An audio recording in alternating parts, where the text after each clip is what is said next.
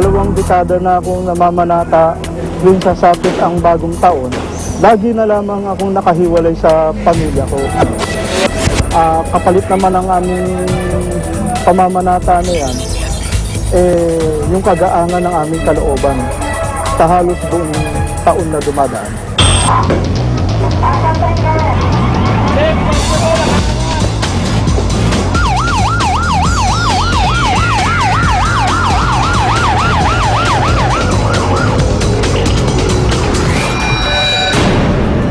Nung dumating kami doon, almost fourth alarm na. Ang involved dito, garments factory. Ang location nito sa may Parañaque. Well, nung dumating kami sa fire scene, halos marami ng bumbero.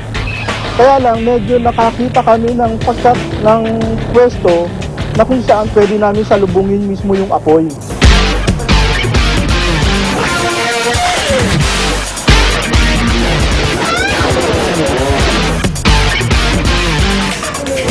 Ang priority namin dyan is i-contain namin kung saan yung involved yung area.